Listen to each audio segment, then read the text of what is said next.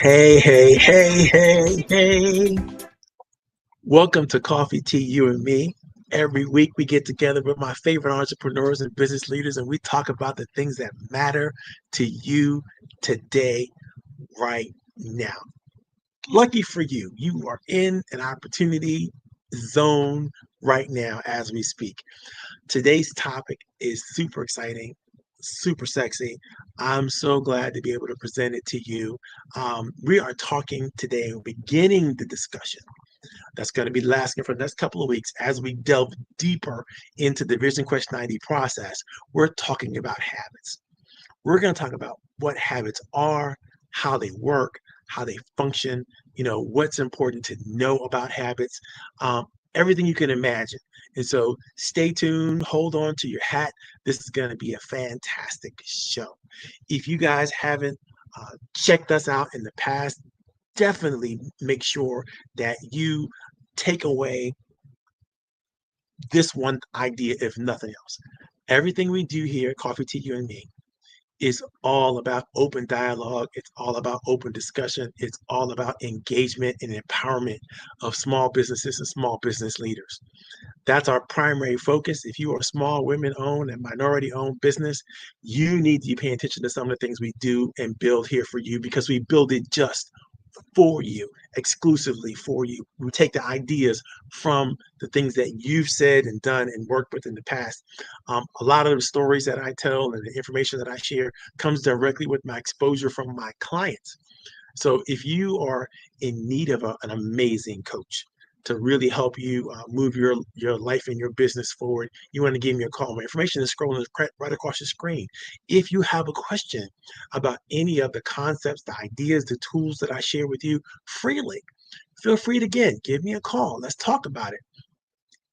If you haven't seen the show before, we want to engage with everybody who participates. So if you want to share in the comment section, where you're coming from, what city you're in, or local area that you're watching the show from, we really appreciate that. If you want to identify yourself in that way, feel free to do that. It's going to be shown on LinkedIn, Facebook, and on YouTube. So it's a great way for you to engage and interact with other people.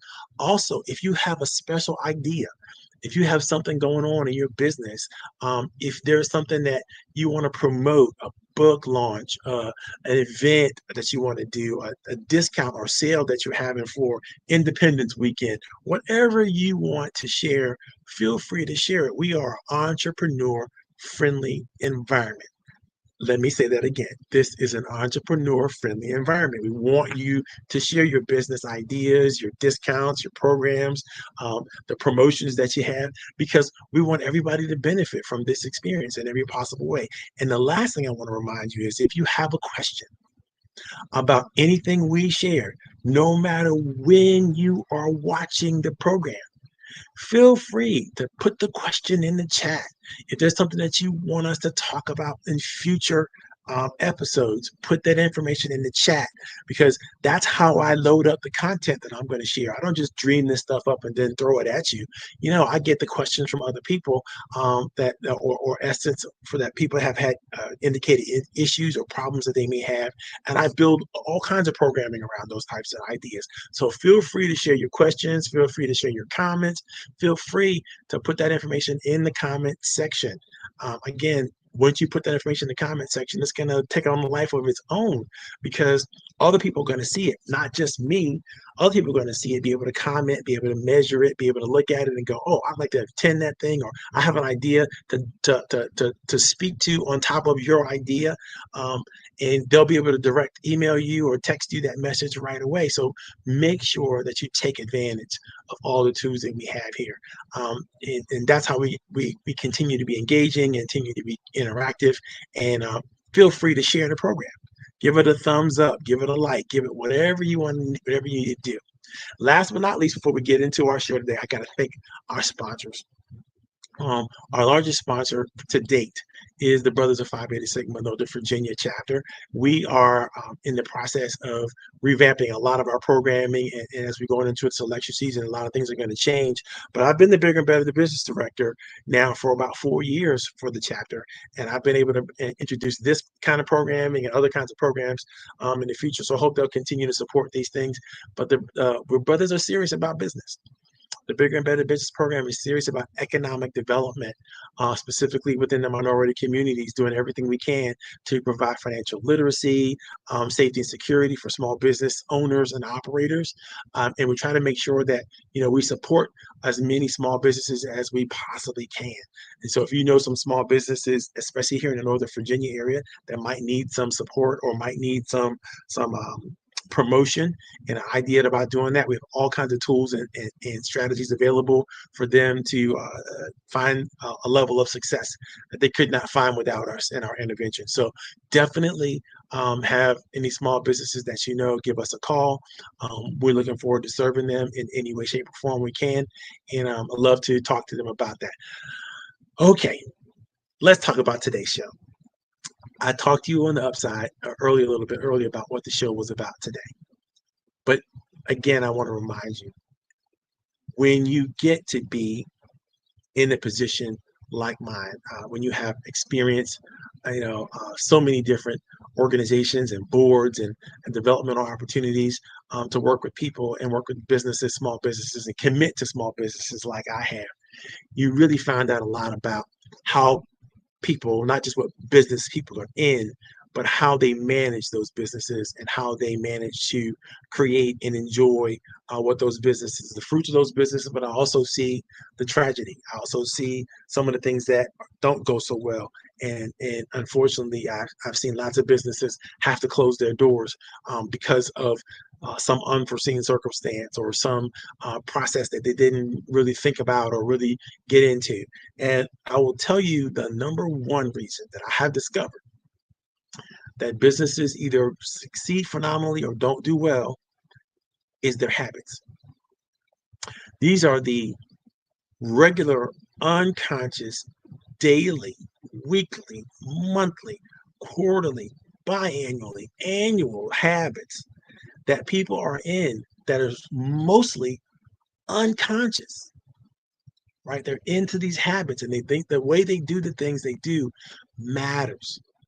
It's so important that when you think about your habits and you think about the businesses that you may run or institutions that you may engage in, your habits tell the whole story. It really does. It really helps, determine whether you're going to be successful in achieving your goals. It helps really secure these ideas about your value system. You might say you value one thing, but your habits might show something completely different. So as we discuss habits over the next couple of weeks, we're going to discuss habits in a framework, and we're going to ask some very specific questions about habits. We're going to talk about what habits are, traditional from a traditional sense. We're going to talk about what we've learned in terms of how we've developed our habits. We're going to talk about the truth of habits, how closely do habits really affect our lives and the things of it. We're also going to talk about, why habits are so important and how they drive so many levels of our success, when we get it right. And we're going to talk about, a good definition of habits to move forward with and to think through about how you're going to move forward with. We're going to talk about, then the next section, we're going to talk about current habits.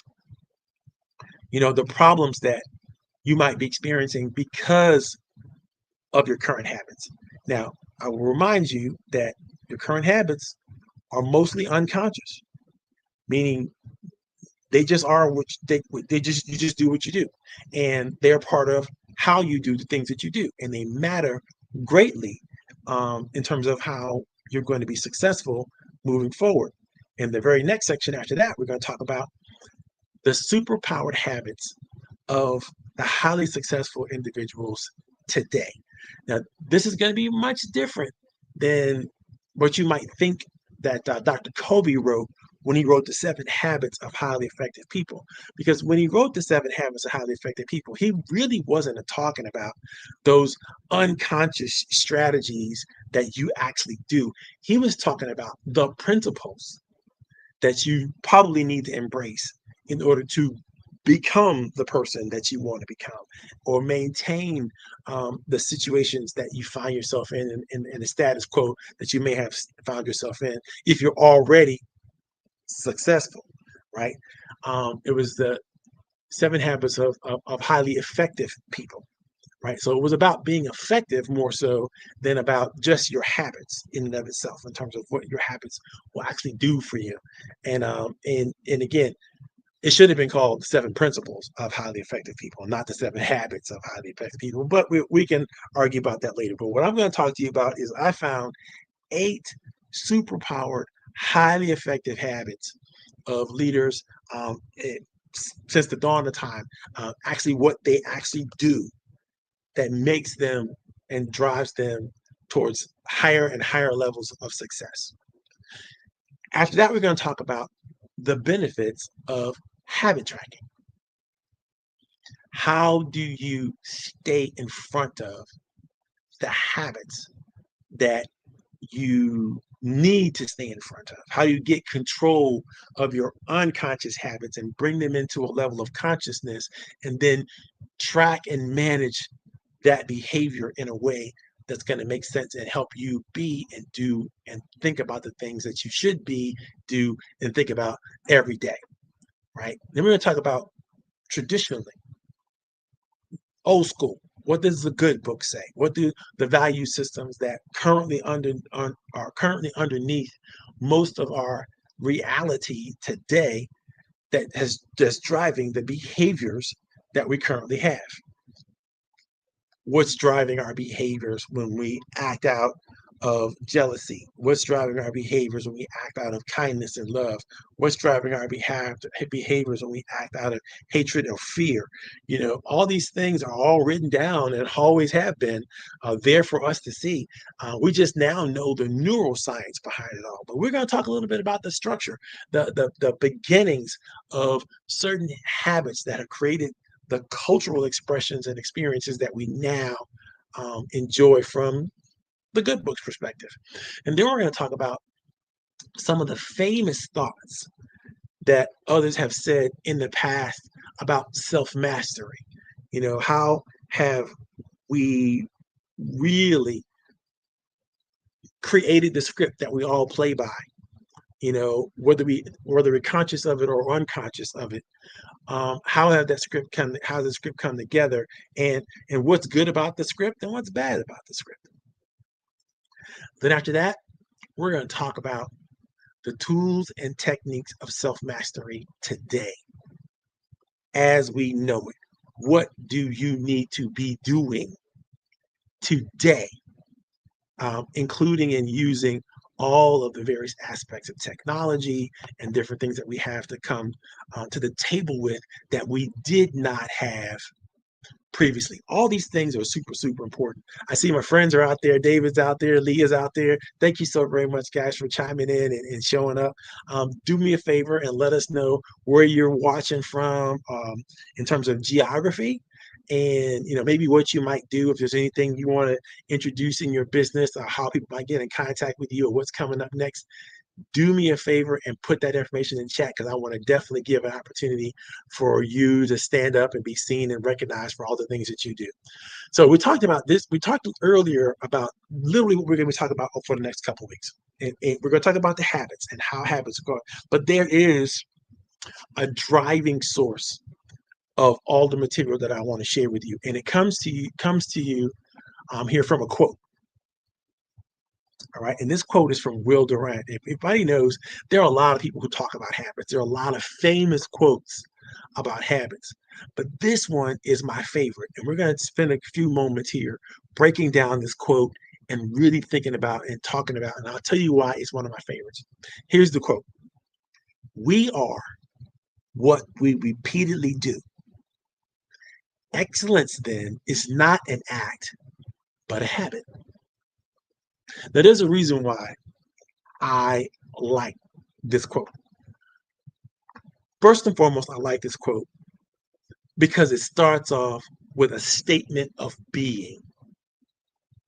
It starts off saying, we are what we repeatedly do.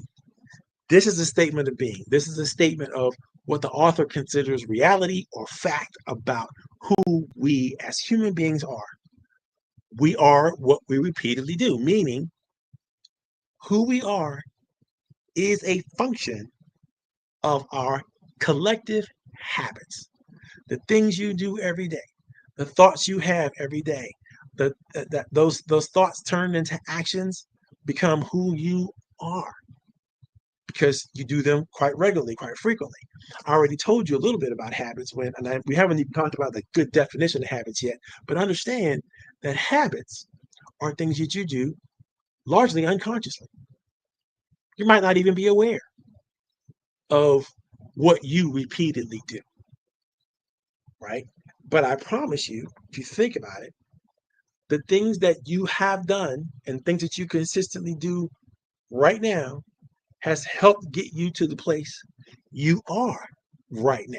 That's why I love this quote, because it's helping you understand that being, your existence, the things that you do, the things that you think, and how you move through life matters greatly because it becomes who you are. And if who you are is what other people see, right, then shouldn't your habits be more aligned to who you want to be in the minds and ideas of yourself first and then others? So, what you should be repeatedly doing in the eyesight of others that you might find important becomes something important. Your behavior then becomes something of great importance. If in the minds of yourself and other people, this is who you are, right? So it always drives me back to that point of self-reflection. And this is a couple key questions that were taught to me earlier in my professional life. In fact, I learned these first ideas in college from Dr. Kwame, not Kwame Nkrumah, but Dr. Maulana Karenga, who created Kwanzaa. And Dr. Karenga would teach us these three questions when he talked about Kawaida theory, which is the theory behind all the 7 habits and 7 principles, so to speak, of Kwanzaa. And Kawaida theory begins with asking the philosophical questions that he believes that ancient Africans always ask. And those philosophical questions are, who am I? Am I really who I say I am? And am I all that I ought to be? Now, when you think about those questions in terms of habits, right? And you think about, what do I repeatedly do? Is that a statement of who am I, who I am? So that answers the question. If you know what you repeatedly do, if you know what your habits are, what your behavior is, if you really understand it, then you understand a lot about who you are internally, right? You get it. You know who you are because of what you do, right? But if what you do is not in congruence with who you are, then you have the question of existential crisis. Like, what are you really doing? So that's question number one. Are you really, or who are you? That's question number one. Question number two, are you really who you say you are? So now this brings it on home, because if you really are engaging in the habits that you feel like you should be engaging in so that you can appear to others to be the person that you are and the person that you truly want to be and reflect out to others, then that's asking a deeper question. It's like, do your habits show up in how you want to be perceived by others? Right? That's question number two. Question number three is, am I all that I ought to be? Question number three in the Kawaida theory begins to help you understand that there's a responsibility to be something that's bigger than what you might think you should be as a person. Because it says, are you all that you ought to be or all that you should be? Meaning there is a person, there is a set of habits that make up a person that is in congruence or alignment with that person's belief system, that person's character, that person's designed by our creator, that person's sense of destiny or purpose. All of that is in line with what you ought to do, not just your sense of right and wrong. I mean, knowing the rules of what's good and what's bad, that's an important thing. But understanding how those rules play out in your behavior in terms of what is good and what is bad is a whole different ballgame. And you really do have to think about these types of things. So that first part of Brother Durant's, William Durant's quote, "We are what we repeatedly do," reminds me often of that thought process that was taught to me when I was very young through Cow-Eda theory. And it asked the questions, who am I? Am I really who I say I am? And am I all that I ought to be? And that's kind of like the first reason I love this quote, especially in the framework of thinking about what habits might be. The second reason I love this quote, because then it gives you a visual position, right? It says then excellence, right? This thought process of close to but not quite perfection, but excellence then is not an act but a habit. Means if you are unconsciously used to behaving in such a way that excellence is who you are, then this is not a mere act that you're performing. You're not just putting on the dog, so to speak, or you're not just behaving in a way that you think is the right way to behave. It has become who you are. So it's such that it is an unconscious response. Now, the question of how we then measure and predict, change, guide, and work through our habits become the real question of the day. And the reason why that's important, and I remember reading in one of my favorite coaches' book, "What Got You Here Won't Get You There," was the title of the book. And this thought process that somehow you behave your way into your current reality. So your habits had a lot to do with how you experience or whatever it is you're currently experiencing. And you may or may not be able to continue this behavior into your future reality, assuming that your future reality is a position that's different than your current reality.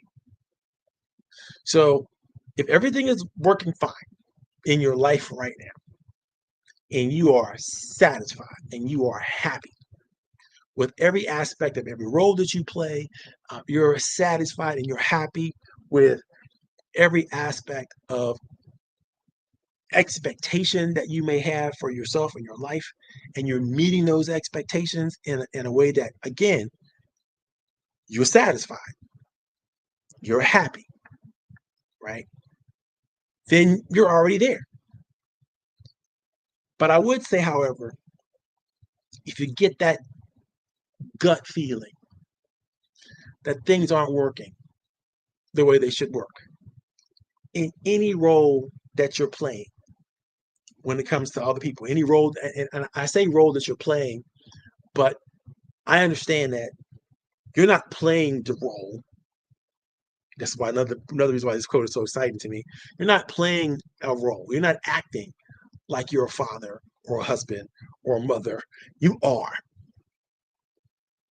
right? But the quality of how that role is received by others is really about their perception and how you are behaving in that role.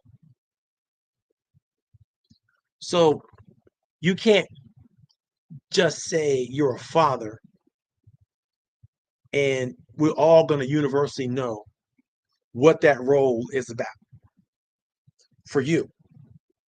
One, because we don't really know what kind of father you are.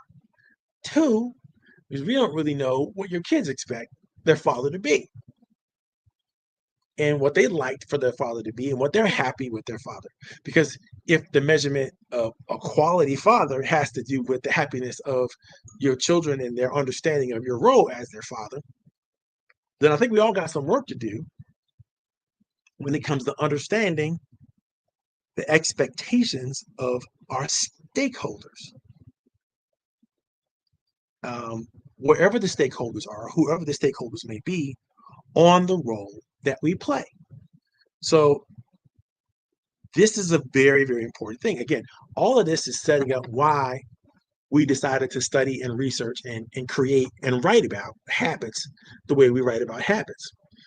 And I'll read the quote back to you again, and then I'll ask for you, what do you think? Here's the quote. We are what we repeatedly do. Excellence, then, is not an act, but a habit. I love that quote when it comes to thinking and talking about habits, because it lets you understand that your habits are actually who you are. What you actually do is who you are. And if you're not satisfied with who you are in any role that you play, then guess what? You have to figure out how to move this unconscious behavior that makes up who you are and how people are experiencing you. You have to figure out how to move the needle and change. There's that word, change.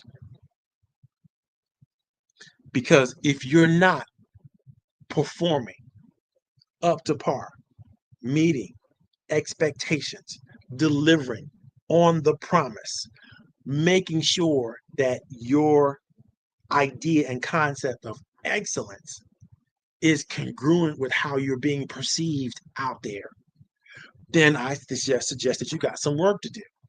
Now, habits take a very special place in the VisionQuest 90 process. For those of you who have looked at the link that I shared with you, as every time I advertise this, I always share the same links with you guys. There's a document in those links that will tell you what the VisionQuest process is. It's all about vision, it's about goals, it's about mission, it's about habits, and it's about connections. Those 5 key areas, right? But the thing about habits is your habits flow through those other 4 ideas and concepts within the VisionQuest 90 process.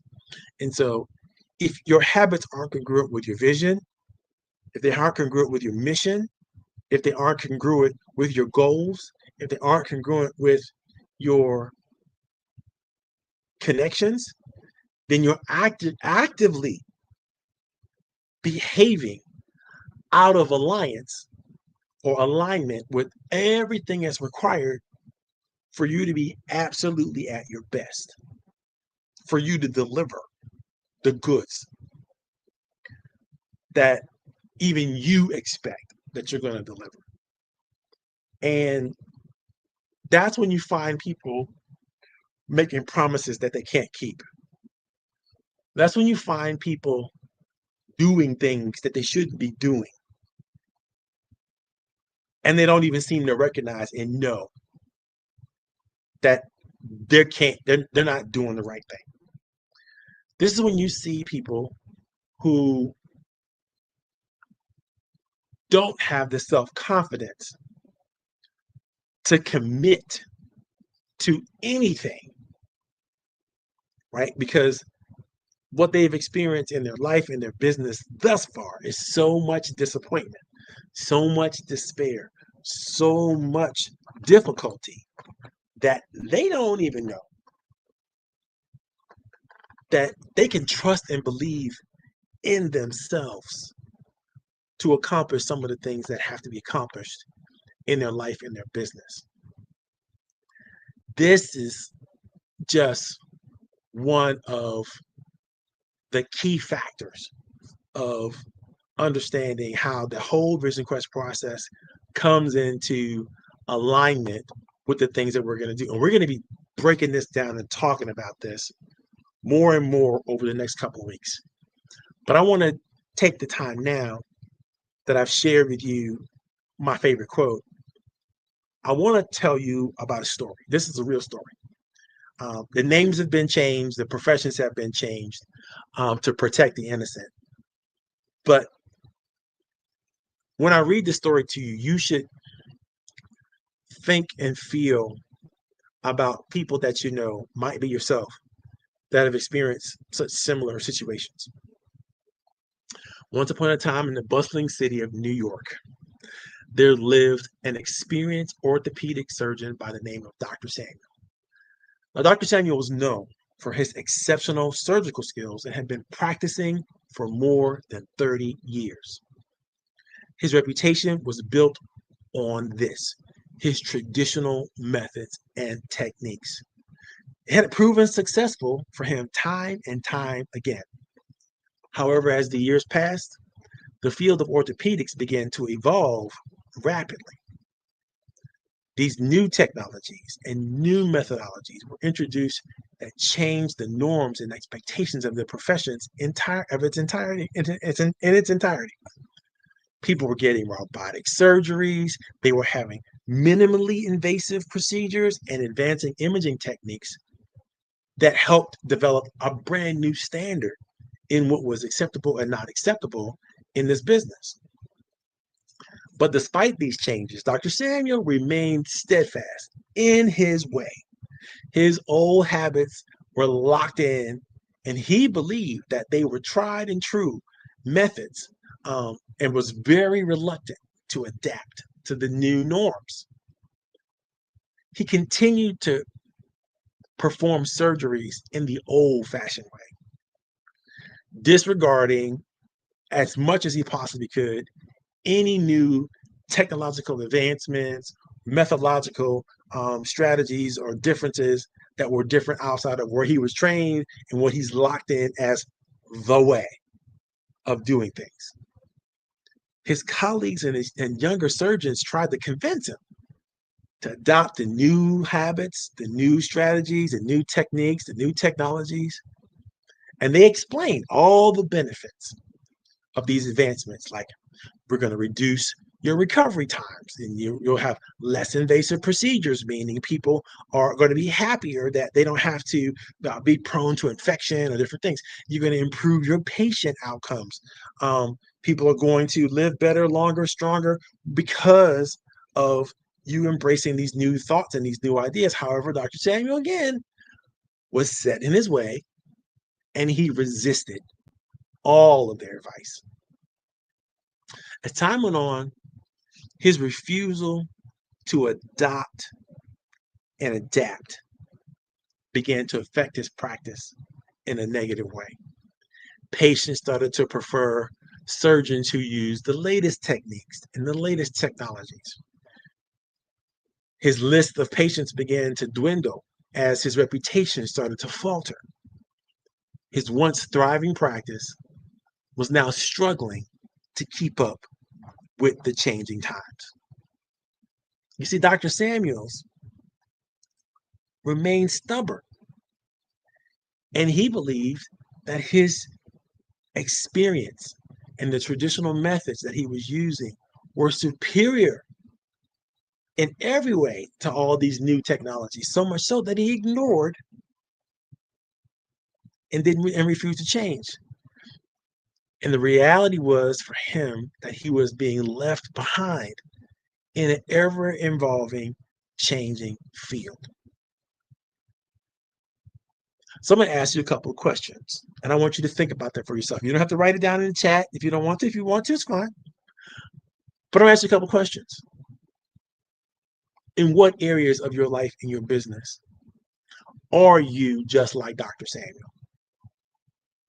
In what areas in your life and your business are you holding on to the old way of doing things, literally because that's the way you were taught. That's the way you were trained.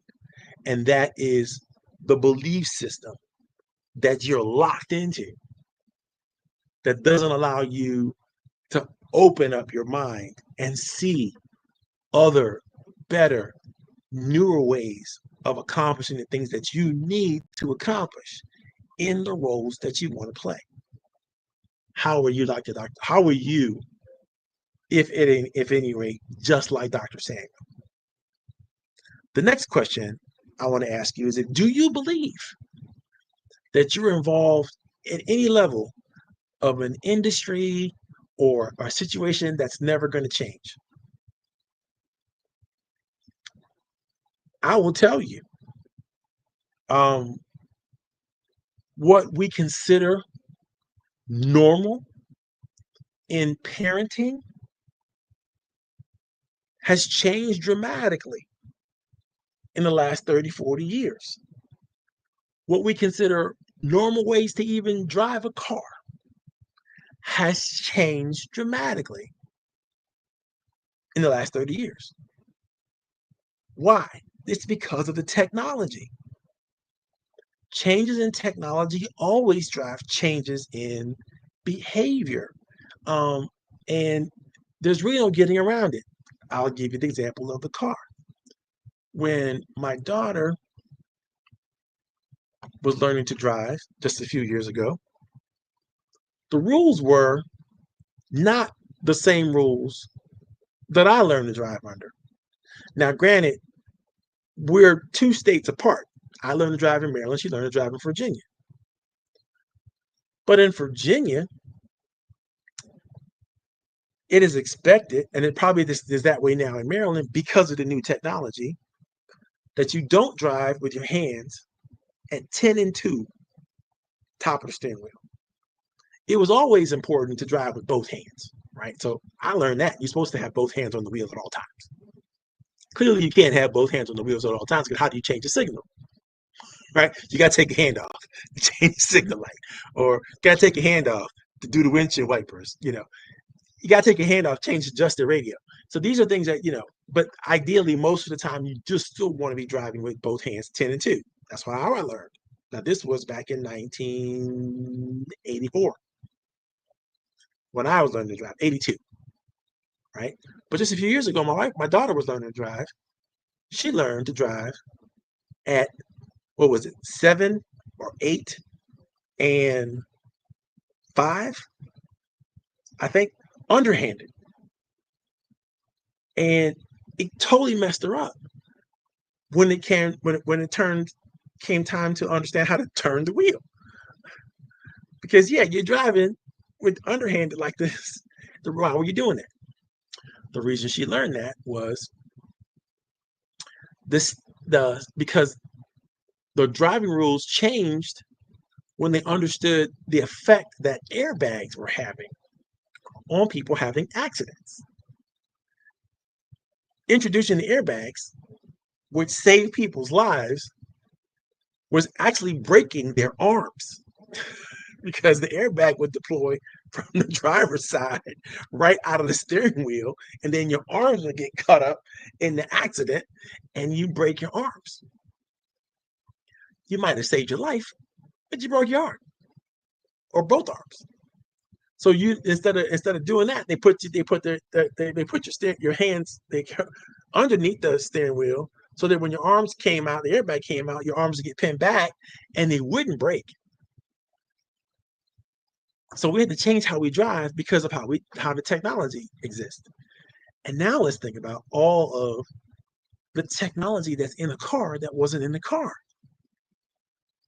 Backup cameras, cars that park themselves. If that's the case and you grow up learning that and using those tools, do you ever learn to drive with one hand here and looking behind so that you can, when you back up, you can see, or even adjusting so you can see on both sides when you back up? Or do you get used to looking down at the camera?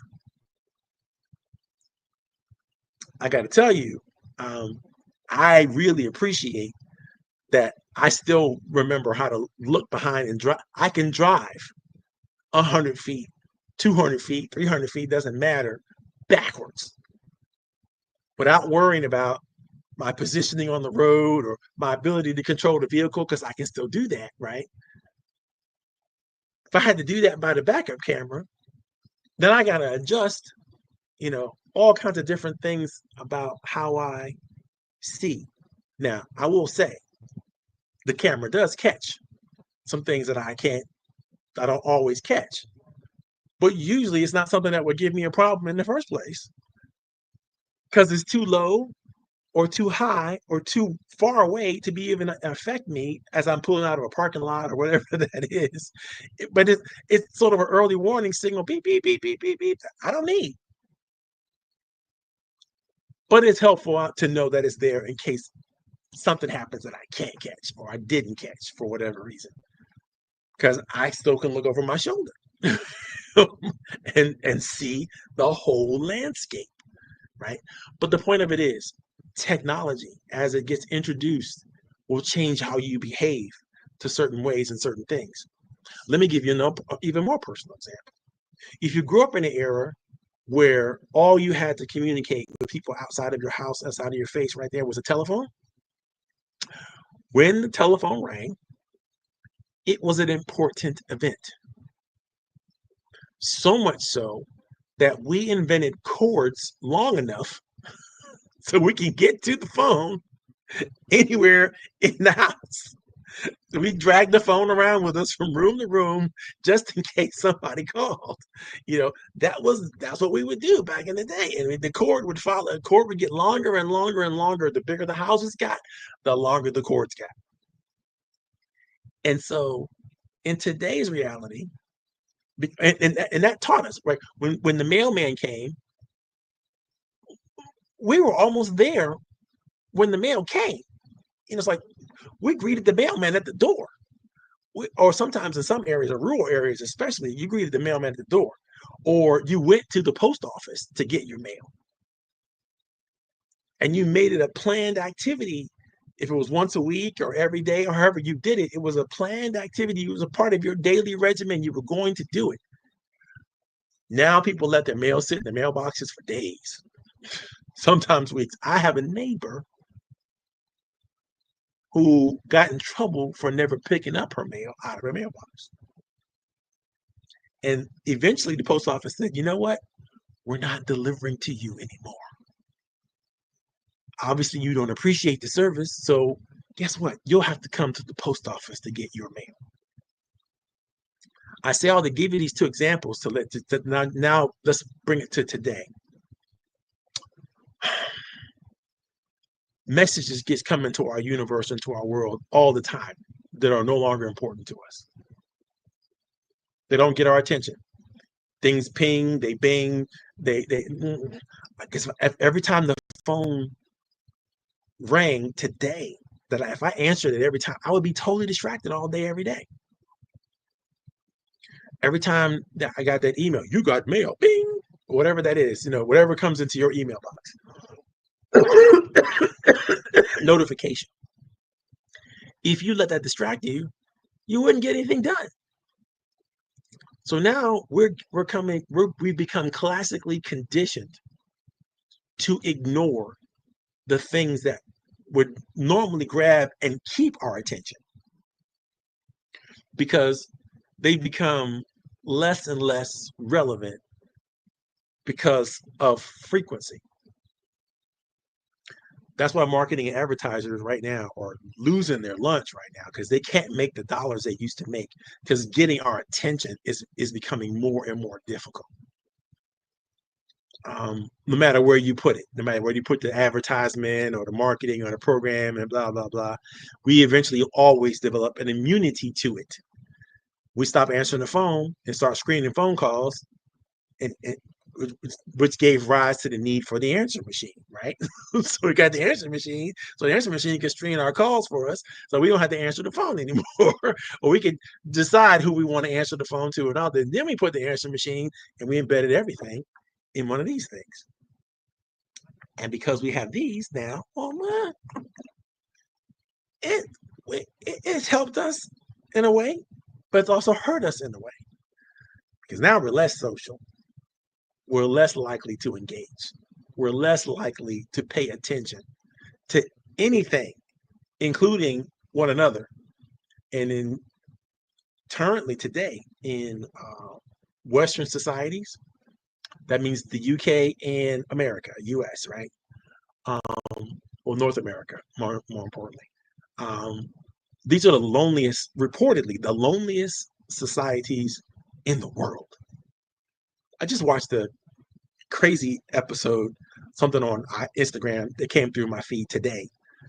How about a person who was talking about being a Londoner and being able to go and just it, nobody speaks to anybody in London. You know, in the middle of the day, you're going to get coffee. Everybody, it's quiet. It's quiet on the streets. There's nobody talking to anybody. There's nobody talking. There's nobody talking. It just doesn't exist. It's just like a phenomenon. Like nobody gets in anybody's way. But if somebody does, it's like, well, why, the first question is, why are you talking to me? You could just be saying, isn't it a nice day? Why are you talking to me? Is the question that London, and this is the same probably in New York or some of the major cities that happen that are in America. Um, you know, people can be isolated, but be amongst thousands and thousands of people.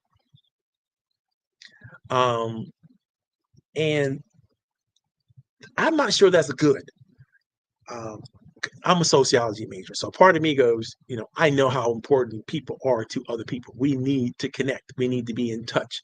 We need to communicate effectively. We need to be understood.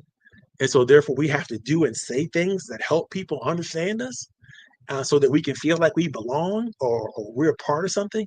If not, then we won't feel like we belong. We're a part of something and we'll always be isolated. And we'll always be in isolation. We already know is stressful. And continuing stress, we already know, will lead to sickness and illness and even death. And so to prevent all that, we have to engage, we have to connect, we have to build habits that allow us to feel and be understood by other people. And we're going to be breaking all of this down over the next couple of weeks. And if I leave you with nothing, understand that I don't want any of my friends and associates to be like Dr. Samuels. I don't want you to be left behind by modern technology. I don't expect you to lean in so far that you lose your humanity. But I do want you to think, and I want you to think through how, given what we're experiencing today, in the world we live in today, what habits should you be adopting? What habits should you be rejecting and getting rid of? How and what's the process that you need to go through to adopt the new habits that matter? And if you don't know why they matter, don't do stuff just because somebody says do stuff. Do stuff because you know it's the right thing to do. You know it's where the thing is going to land.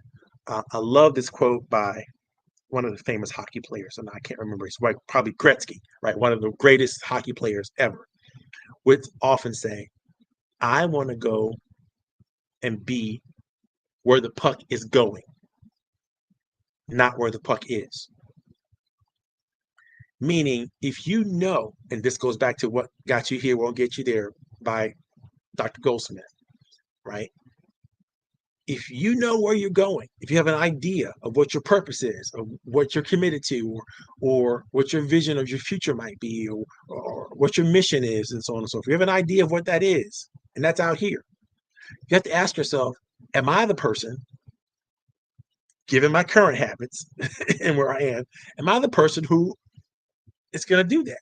And if I'm not the person today that's going to do that, how do I change myself? Can I change myself to be that?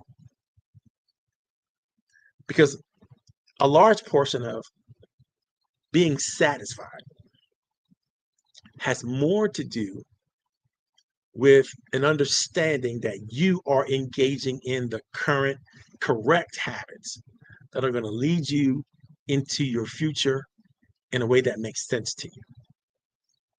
Now, I'm not saying worry about this or stress over it, but I'm saying spend some time in reflection. We're going to do that over the next couple of weeks. Spend some time in reflection. Do you have the habits that you are going to need to move you into the bright future that you desire, that you see for yourself, that you believe that you deserve? And if you don't, and you know you don't, hang in there with me over the next couple of weeks.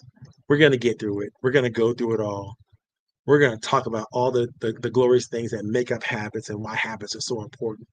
And we're going to help you figure out how you can create alignment with the habits that you need to be in alignment with, and do it well, and do it with great style. Again, if you have any questions about anything we talked about, anything we're going to talk about, put that information in the chat.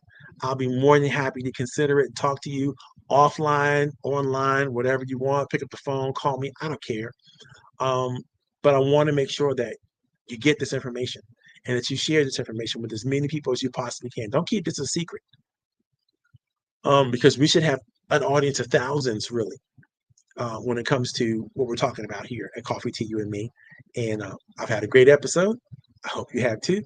We're going to sign off now and get out of here because we got some Independence Day work to do. Talk to you guys later. Bye-bye.